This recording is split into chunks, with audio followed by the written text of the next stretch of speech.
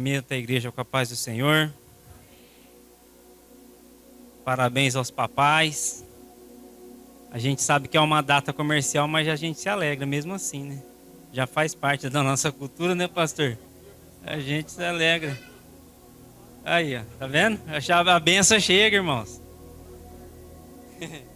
Eu recebi um presente do Pedro, fiquei muito feliz. A primeira vez que ele me presenteia, comprou com o dinheiro dele. E eu fiquei contente, irmãos. Então, por mais que é uma data comercial, a gente se alegra. Amém? Meus irmãos, abram as vossas Bíblias no segundo livro das Crônicas, capítulo 19. A partir do versículo 4. Nós vamos ler do 4 ao 7. Depois, no capítulo 20, nós vamos ler o verso 1 e o 2. Segunda Crônicas, capítulo 19, versículo 4. Amém?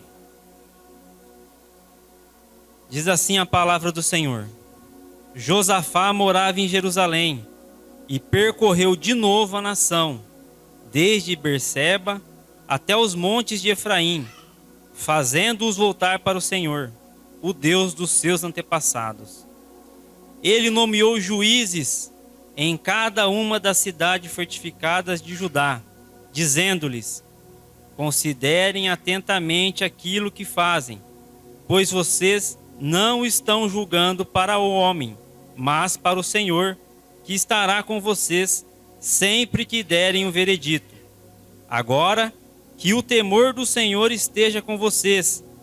Julguem com cuidado, pois o Senhor, o nosso Deus, não tolera nem injustiça, nem parcialidade, nem suborno. Capítulo 20, verso 1. Depois disso, os moabitas, os amonitas, com alguns dos meunitas, entraram em guerra contra Josafá. Então informaram a Josafá: um exército enorme vem contra ti de Edom, do outro lado do Mar Morto. Já está em Hazazon Tamar, isto é, em Gedi. Alarmado, Josafá decidiu consultar o Senhor e proclamou um jejum em todo o reino de Judá. Reuniu-se, pois, o povo, vindo de todas as cidades de Judá, para buscar a ajuda do Senhor. Josafá levantou-se na Assembleia de Judá e de Jerusalém, no templo do Senhor, na frente do pátio novo, e orou. Amém, irmãos? Quero trazer uma palavra para a igreja hoje, no seguinte tema: as atitudes para vencer a adversidade, a luta. Porque isso, irmãos, é o que nós mais vamos ter nessa vida. É luta, é adversidade, é combate. E nós temos que ter atitudes nossas para conseguir atravessar a tribulação, a luta e a adversidade. O pastor, ele, quando ele tem conversado comigo, ele tem falado que a palavra vitória tinha que ser banida dos púlpitos. Porque hoje em dia o pessoal só prega vitória, vitória, vitória. E o pessoal esquece de... Se tem vitória, os crentes, eu acredito que tem. Mas é porque tem luta. O crente não vai vencer por WO. Tem luta, irmãos. O crente atravessa por lutas, porque ele tem adversários. E nessa leitura bíblica que nós fizemos, nós vemos que o Josafá, um dos reis mais piedosos de Judá, depois de toda essa fidelidade a Deus, depois de trazer o povo para Deus, de retirar os altares, ele encontrou uma adversidade muito grande. 3 exércitos se juntaram para combater Jerusalém, o reino de Judá. Então, irmãos, Nós temos os inimigos nossos também. Não é um exército. Mas eu ouso dizer que são inimigos até mais perigosos do que um exército. E o primeiro inimigo que a gente tem é a nossa carne. Pensa no inimigo perigoso. Está com a gente 24 horas, irmão. Você não consegue desapegar da carne. Ela está com você. Gálatas 5,17 diz: o espírito luta contra a carne e a carne contra o espírito. Então, a nossa carne ela está sempre combatendo a gente, sempre combatendo o nosso espírito e o espírito combatendo a carne. Por quê? A carne, irmãos, ela inclina para o mal e o espírito inclina para o bem. Quando você ouve a palavra de Deus, você guarda a palavra de Deus, você pode perceber que a hora que você vai praticar, a carne não quer. O apóstolo Paulo diz: o bem que eu quero eu não faço, o mal que eu não quero, esse eu pratico. Ele diz: eu vejo nos meus membros uma outra lei que batalha contra a lei do meu entendimento, visto que eu sou carnal, vendido sob pecado. Então, sempre que você quer fazer alguma coisa para agradar a Deus, está lá sua carne juntinha com você, querendo te derrubar, querendo passar rasteira em você. Então, o primeiro inimigo que eu encontro é a carne. Segundo inimigo, irmãos, o diabo, Satanás. A Bíblia diz: o diabo, o vosso inimigo, anda em derredor, bramando como leão, buscando a quem possa tragar. Então, irmãos, ele está aí. Quem der bobeira, ele pega. Ele é astuto, ele é covarde, ele aproveita a hora da sua fragilidade. A analogia aqui é a analogia do leão. Algum irmão já viu como é que o leão caça? Na verdade, quem caça é a leoa, né? Mas o que elas fazem? Elas vão lá onde tem um rebanho lá de gnu. O que elas fazem? Ataca os fracos, ataca os velhos, ataca os cansados. Nunca ataca os fortes.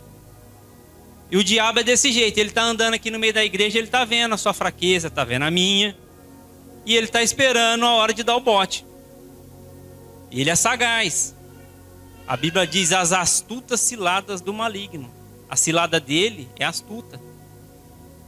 O diabo não dá bobeira, irmãos. Ele é mais inteligente que eu e você. Ele é uma criatura espiritual que te acompanha, ele está te vendo. Se você der bobeira, ele pega. O terceiro inimigo que a gente vai enfrentar é o mundo. E quando eu digo mundo, eu digo esse sistema que está aí. Tiago diz: aquele que quer ser amigo de Deus, constitui-se inimigo do mundo. Ou aquele que quer ser amigo do mundo, constitui-se inimigo de Deus. Não dá para ser amigo do mundo e ser amigo de Deus. A amizade do mundo é inimizade com Deus. João diz assim, ó: não ameis o mundo, nem o que o mundo há. Se alguém ama o mundo, o amor do Pai não está nele. Porque o desejo da carne, o desejo dos olhos e a ostentação dos meios de vida da pessoa provém do mundo, não provém do Pai. O mundo passa e o seu desejo também, mas aquele que faz a vontade de Deus permanece. E são inimigos, irmãos, sorrateiros. E a gente se vê enredado por eles e você nem percebe. O que é a amizade do mundo, irmãos? É quando a gente começa a buscar em primeiro lugar as demais coisas em vez de buscar o reino de Deus. E ao contrário, o que Jesus fala? Buscar em primeiro lugar o reino de Deus. As demais coisas serão acrescentadas. Mas é muito fácil a gente inverter, buscar as demais coisas e deixar o reino de Deus para trás. O que eu quero dizer com isso? Por que tem muita igreja que prega que você não vai ficar doente, que você vai ter um carro zero, que você vai ter uma casa nova, que você vai ser empresário? Do jeito que eles pregam, todo mundo vai ser empresário. ninguém mais vai trabalhar, vai todo mundo viver de renda. E esse não é o evangelho. Esse não é o evangelho de Jesus Cristo. Veja a vida dos apóstolos. Qual apóstolo aí que era empresário? Eu não vi nenhum. Não vi nenhum apóstolo empresário, dono de firma. Não vi, não. Se a gente analisar os pais da igreja, a segunda geração que veio depois dos apóstolos também, não tinha nenhum empresário lá, não. Um morreu cozido. Cozido, irmãos. Você acredita? Teve acho que foi... Eu esqueci agora o rapaz.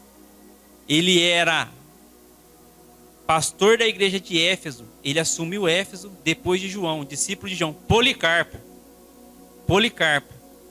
Ele morreu cozido dentro de um touro. Então, irmãos, é luta, é adversidade. Tem vitória? Glória a Deus. Mas por que tem vitória? Porque tem luta. O problema é que o pessoal só quer a parte da vitória. A luta ninguém quer. É só vitória, mas ninguém passou por luta. Todo mundo venceu por WO, não teve adversário nenhum. E com base nesse texto aqui, que nós lemos, depois nós vamos estar lendo mais algum, eu quero mostrar as atitudes de Josafá para enfrentar uma crise muito grande, uma adversidade muito grande. E ele teve atitude. Ele não ficou dormindo. Ele se levantou. A primeira atitude dele, conhecimento da palavra, irmãos. Se você não conhecer a palavra, você não vai vencer a sua carne, você não vai vencer o diabo e não vai vencer o mundo. E como é que eu sei que ele tinha conhecimento da palavra? Olha o que esse homem realizou, irmãos. Ele arrancou os postes de idolatria que tinha em Jerusalém. Ele mandou o povo se voltar para Deus. Se você olhar no capítulo 17, vai estar lá que ele andou nos estatutos e nos mandamentos do Senhor. Ele conhecia a palavra de Deus, irmãos. O que acontece hoje é que tem muito crente que não conhece a palavra, que não lê a Bíblia. E aí quando chega a carne, quando chega o inimigo, o diabo, e quando chega o inimigo, o mundo, irmãos, ela não tem nem luta. Passa igual um trator em cima dela. Não tem luta, por quê? A pessoa está vazia, não sabe de nada. Não sabe de nada. Irmãos, o crente tem que conhecer a Bíblia. Isso aqui, ó, é o manual do fabricante. É a constituição do reino. É a lei nossa é essa aqui. Se você não conhece a lei do reino que você diz que participa, que cidadão que você é? Presta atenção. Na Inglaterra, o pessoal dirige do lado errado, dirige do lado esquerdo. Se você for na Inglaterra, você tem que dirigir do lado esquerdo. É a lei deles lá, tem que dirigir. Agora, você é crente, mas você não conhece a lei. Você não conhece a lei, você não conhece nada. E aí, como é que faz? A hora que chegar a carne, a hora que chegar o diabo, a hora que chegar o mundo. Como é que Jesus se defendeu do diabo? Ele se defendeu com a palavra. Jesus disse: está escrito, nem só de pão viverá o homem. Está escrito, somente ao Senhor teu Deus adorarás, só a Ele prestarás culto. Está escrito, não tentarás o Senhor teu Deus. Ele se defendeu do diabo com a palavra. E o diabo ataca na palavra. Ó, para você ver. Lá no Éden, ele atacou o quê? A palavra de Deus. Deus disse: não come da árvore do fruto, do conhecimento do bem e do mal, porque você vai morrer. Ele chegou para ela e falou assim: não é assim não vai morrer não. Pode comer. Pode comer. A única coisa que vai acontecer é que você vai conhecer o bem e o mal. Vai ser igual a Deus, não tem problema nenhum, pode comer. A Eva deu ouvido para a serpente. Estamos nós aqui hoje. Amém, irmãos? A segunda atitude do Josafá foi vigiar, irmãos. Ou palavra que os crentes têm que escutar: vigiar. E como é que eu sei que ele estava vigiando? Olha aqui o que diz aqui no capítulo 20, versículo 2. Então informaram a Josafá: um enorme exército vem contra ti de Edom. Irmãos, ele estava vigiando, ele tinha os vigias dele na terra. Ele não estava dormindo, ele estava vigiando. E uma das coisas que a gente mais tem que fazer é vigiar. O pastor disse aqui esses dias: o conselho mais sábio do homem mais sábio da Bíblia: sobre tudo que se deve guardar, guarda o teu coração, porque dele procedem as saídas da vida. O que é o coração na Bíblia, irmãos?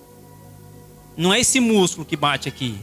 Coração é a sede do pensamento, do sentimento e da vontade. Então, irmãos, eu termino os seus atos. Tudo que você começa a praticar, começa primeiro no pensamento. E a gente não vigia, irmãos. Vigia.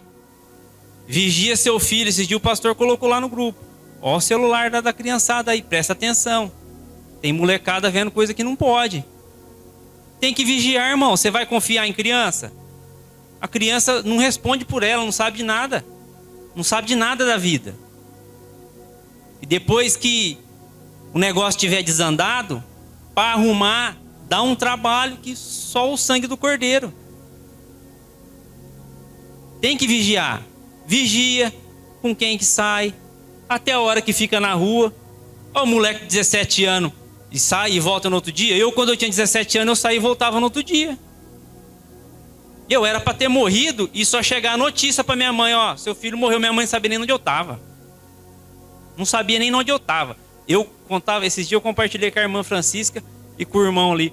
Eu com 9, 10 anos, eu catava meu irmão é 6 anos mais novo que eu. Eu com 10, ele tinha 4. Eu catava meu irmão, eu ia para a beira do rio. Ia, catava e saía. Minha mãe com 5 filhos para criar. Meu pai foi embora, eu tinha 7 anos. Ela saía para trabalhar, não tinha com quem deixar as crianças. A minha irmã mais velha já trabalhava.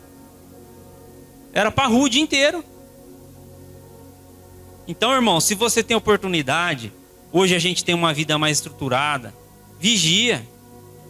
Vigia, irmão, vigia seu casamento.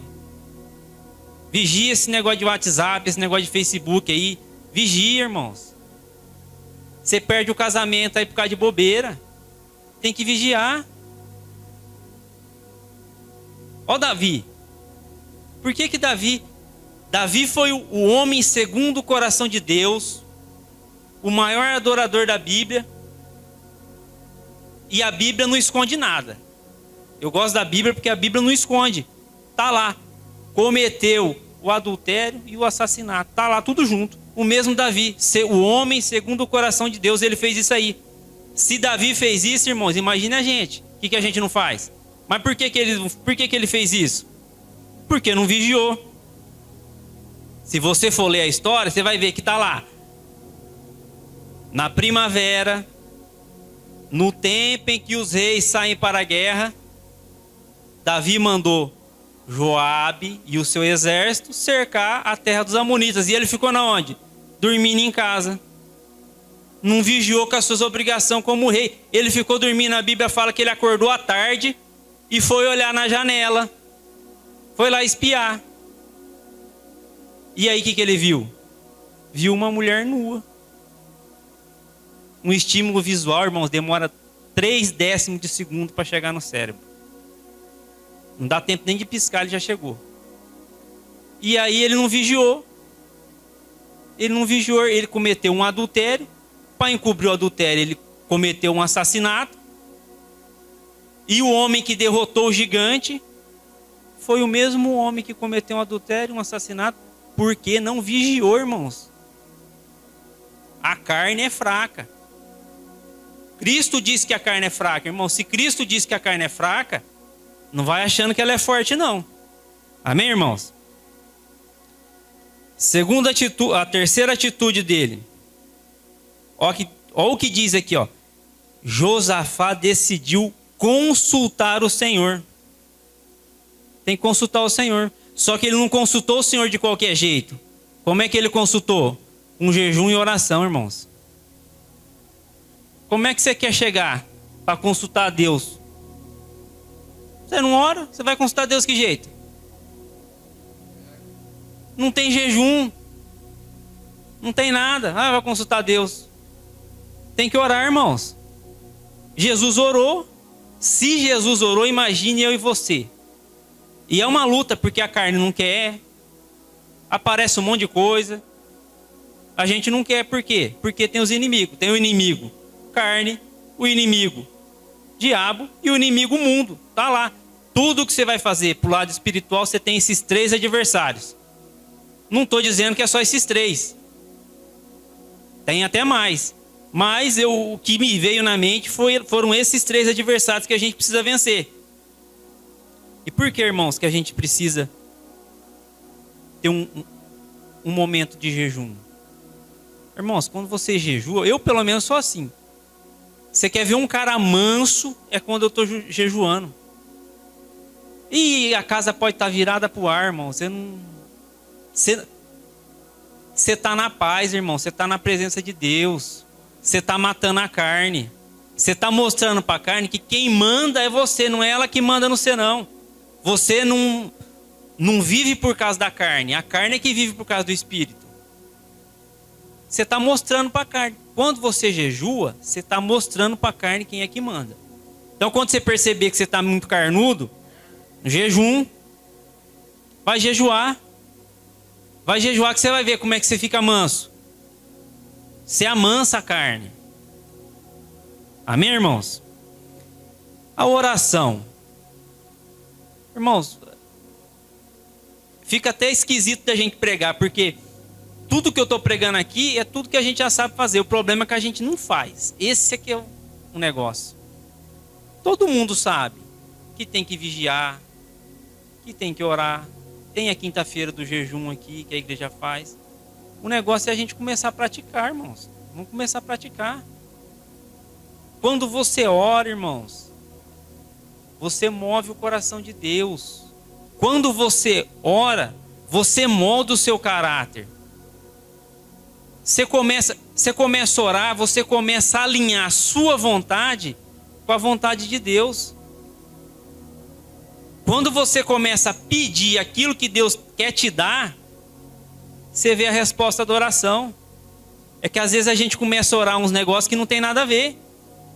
Você começa a orar aquilo que Deus não quer te dar. E por que Deus não quer te dar? Porque você está achando que está pedindo pão e está pedindo uma serpente. Ele não vai dar, não. Ele não vai mandar serpente. Você está achando que está pedindo um ovo. Você está achando que está pedindo um ovo. E é um escorpião que você está pedindo. Ele não vai mandar um escorpião para te matar. A gente não sabe orar como convém. E Tiago diz: pedis e nada recebeis. Por quê? Porque pediste mal para gastar em vosso deleite. E ao mesmo tempo Jesus diz: pedi e dar-se-vos-á. E aí parece que tem um texto está contradizendo o outro. Não é. É que se você pedir aquilo que Deus quer te dar, irmãos, é na hora.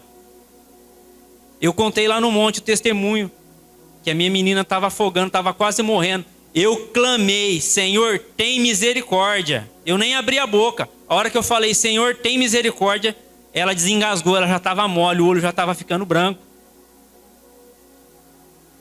Por quê, irmãos? Você pediu o que Deus queria te dar. Agora você fica pedindo coisa que Deus não quer te dar. Você está pedindo coisa que é para te matar. Você está pedindo... eu vou contar uma história aqui.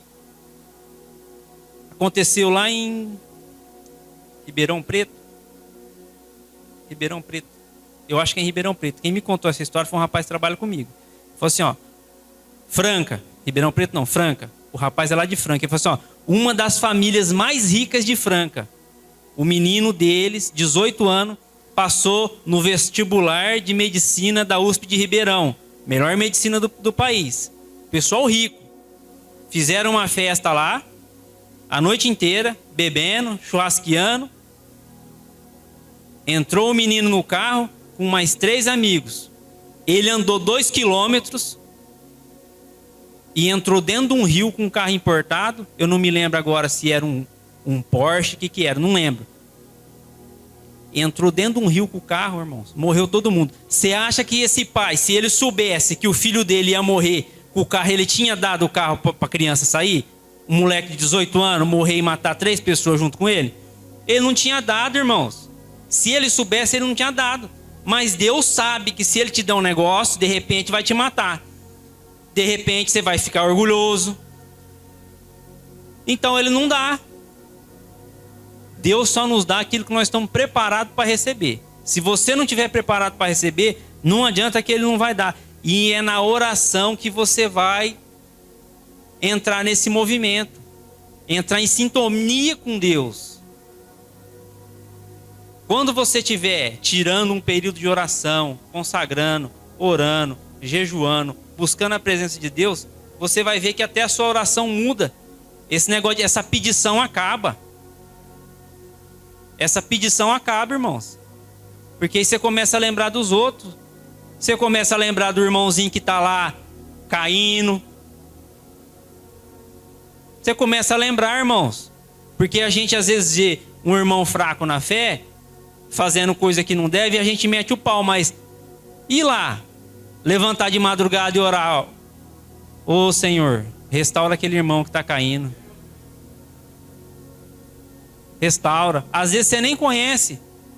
Às vezes você não conhece. Mas a notícia chega nos nossos ouvidos. Ó, fulano lá da igreja tal. A vida dele tá indo pros quiabos. Irmãos, e você não tem coragem de orar? Você escuta uma notícia dessa aí, você só sabe meter o pau? Vamos orar. Vamos interceder. É essa oração que Deus quer ouvir da nossa boca. Não essa pedição. E é fácil, irmão, ficar pedindo. É fácil. Então, vamos orar, buscar a face de Deus. Vamos lembrar dos irmãos que estão fracos na fé. Vamos orar pela saúde dos nossos irmãos. Amém, irmãos? A quinta atitude de Josafá. Josafá confiou em Deus, irmãos. Veja o que diz aqui o texto, ó. 20:12. Ó nosso Deus, não irás tu julgá-los? Pois não temos força para enfrentar esse exército imenso que vem nos atacar. Não sabemos o que fazer, mas os nossos olhos se voltam para ti.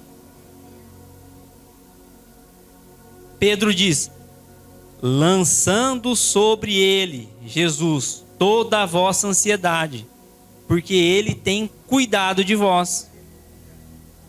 Irmão, que pai que não tem cuidado do filho? Às vezes a gente até exagera e mima, né? Deus não mima a gente, não. Só que ele não deixa a gente desamparado também. Nós somos filhos de Deus, irmãos. Ele não vai desamparar. Confia nele. Confia. Projeto da igreja, pastor, está na mão de Deus. A obra é dele. A obra é dele. Aqui ninguém tem nada aqui. A obra é de Deus. Então, lança sobre ele. A hora que for para ser de Deus, vai ser. Não tem impedimento. Deus abre as portas, irmãos, sem impedimento nenhum. Não é por força. Então, às vezes eu converso com o pastor e ele fica ansioso porque ele vê a igreja lotada e às vezes não tem lugar nem para sentar. E aí o pastor sente o peso porque ele é que está na frente.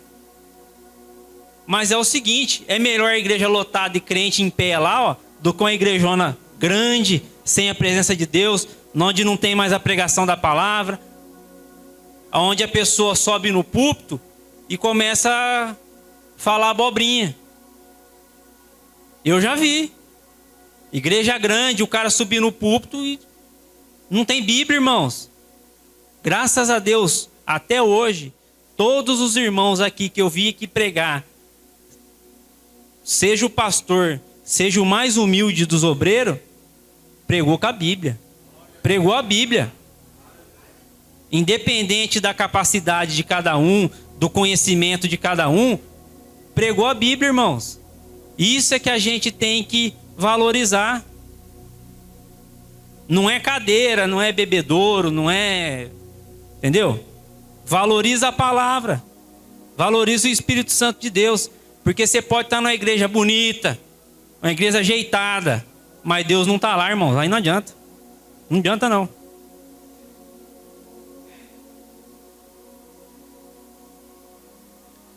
A sexta atitude de Josafá. Obediência, irmãos. Josafá obedeceu. A Bíblia fala que se levantou um profeta e disse para eles: saia ao encontro deles. Vocês vão enfrentá-los. Mas Josafá estava em Jerusalém, uma cidade fortificada. Ele podia ter ficado lá esperando o inimigo. Ninguém sai em campo aberto para enfrentar um exército maior do que o dele. O cerco de Jerusalém por Nabucodonosor durou 3 anos. Um exército enorme. Tinha pouca gente em Jerusalém e eles resistiram por 3 anos. Por quê? Porque eles estavam por lá de dentro da muralha e o exército de Nabucodonosor tinha que atravessar a muralha. Agora veja que Deus mandou Josafá sair. E ele saiu, irmãos. Ele confiou em Deus. Ele podia ter falado: não, daqui eu não vou sair não. Olha o tamanho dessas muralhas aí. Se ele quiser me encontrar, ele vai ter que vir aqui. Não. Ele confiou em Deus, ele saiu. A gente tem que confiar em Deus também, irmão. Josafá era um homem que adorava. Está lá escrito: Josafá prostrou-se com o rosto em terra, e todo o povo de Judá e Jerusalém prostrou-se em adoração perante o Senhor. Você sabe por que a adoração é importante, irmãos? Porque quando você está adorando, você não tem tempo de murmurar. E uma coisa fácil dos crentes é murmurar. E sabe por que a gente murmura? Porque a gente acha que tem mérito. Ah, eu sou filho de Deus, Deus tem obrigação. Irmão, a obrigação de Deus, que aliás não era nem obrigação, Jesus veio porque ele quis, há 2000 anos atrás. O que ele faz é graça, é de graça. Deus não tem obrigação de dar carro, de dar casa, de dar nada para ninguém, não. Ele prometeu o pão nosso de cada dia. Ele não prometeu churrasco. Não está lá na Bíblia, ó, o churrasco nosso de cada dia. Não. Não está lá o pudim, não está lá o bolo, está o pão. A necessidade básica ele tem compromisso de suprir. E aí a gente vem para a igreja achando que vai nadar de braçada. Não é assim que funciona. Deus está conosco todos os dias das nossas vidas. O Espírito Santo de Deus está conosco. Isso já deveria ser o suficiente. Mas muitas vezes não é, irmãos. Muitas vezes a gente quer mais. Eu já disse, a gente quer mandar em Deus, né? A gente quer sentar no trono e ordenar. Fazer Deus de nosso servo, enquanto nós é que devemos servir. Então, irmãos, nós vemos que todas essas atitudes que Josafá teve são as atitudes que nós devemos ter para vencer a carne, o diabo e o mundo. Então, agora vamos para o resultado. Ó. Depois que ele fez tudo isso, depois que ele orou, que ele vigiou, depois do jejum, da oração, da confiança, da obediência e da adoração, olha o que aconteceu. Versículo 22 do capítulo 20. E quando começaram a cantar e a entoar louvores, o Senhor preparou emboscadas contra os homens de Amon, de Moabe e dos montes de Seir, que estavam invadindo Judá, e eles foram derrotados. os amonitas e os moabitas atacaram os do monte de Seir para destruí-los e aniquilá-los. Depois de massacrarem os homens de Seir, destruíram-se uns aos outros. Quando os homens de Judá foram para o lugar de onde se avista o deserto e olharam para o imenso exército, viram somente cadáveres no chão. Ninguém havia escapado. Então Josafá e os seus soldados foram saquear os cadáveres e encontraram entre eles grande quantidade de equipamentos e roupas, e também de objetos de valor. Passaram 3 dias saqueando, mas havia mais do que eram capazes de levar. Irmãos, quem tem todas essas atitudes aqui, viu o milagre. A Bíblia diz que eles chegaram no lugar e olharam. Estava lá o milagre. Só que eles não só viram o milagre, eles saquearam os despojos. Irmãos, a Bíblia diz que Deus é galardoador daqueles que o buscam. Você que está aqui buscando a Deus, você jovem, fique sabendo que você não está perdendo nada lá do mundo. Não está perdendo nada lá não. Você que está aqui dentro da igreja, você não está perdendo nada. Tanto jovem como... Eu também sou jovem, né? Mas até o pessoal mais idoso aí, ninguém está perdendo nada, irmãos.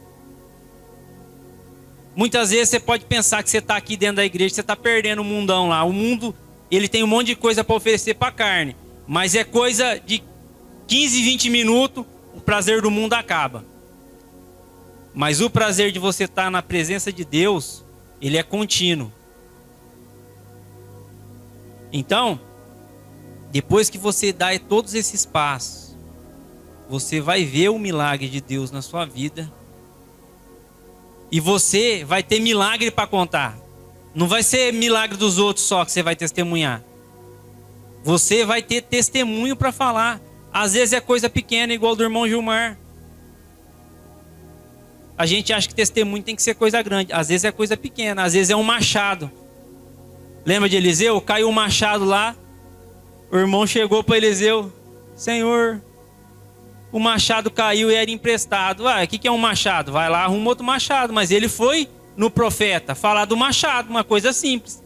Irmãos, Deus cuida de nós nos mínimos detalhes. Eu agradeço a oportunidade e que o Espírito Santo de Deus nos ajude, irmãos. Amém?